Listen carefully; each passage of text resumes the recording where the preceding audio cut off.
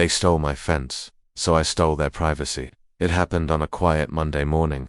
I walked outside to feed the dogs and froze. My entire back fence, nearly 150 feet of it, was gone. Not broken, not damaged, gone.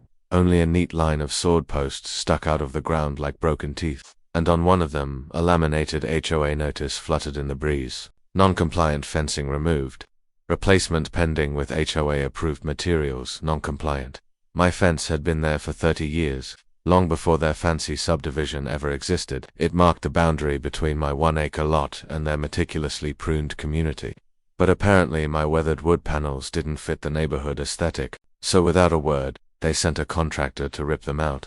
I called the HOA president, a woman named Carol, who always spoke like she was narrating a commercial. She didn't even deny it. "We're upgrading the perimeter," she chirped. "You'll thank us when you see the uniform look." Thank them. My dogs were running loose. My property line was exposed, and anyone from their neighborhood could stroll right into my yard, and I was supposed to be grateful. That evening, while pacing the property in anger, I noticed something interesting. The HOA's beautiful clubhouse had stunning tinted glass windows facing my lot. The only thing that had ever blocked the view into my property was my fence, and now it was gone, which meant they had opened the door to something they clearly hadn't considered my right to do whatever I wanted on my side of the line. The next morning, I hit the hardware store for the brightest, tackiest decorations.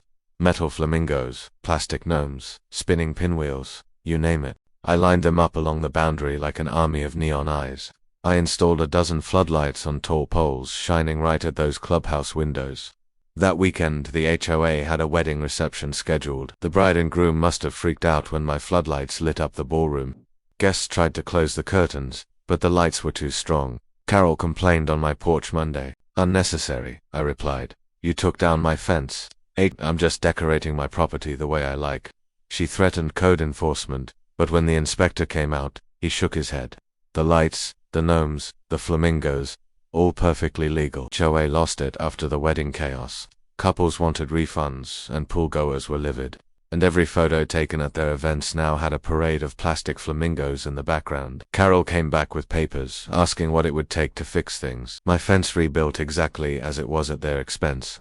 A $12,000 check for damages, and a promise to never mess with my land again. By the end of the week, my fence was back, my lights came down, and my lawn ornaments were stored away. But I kept one flamingo planted by the boundary as a reminder.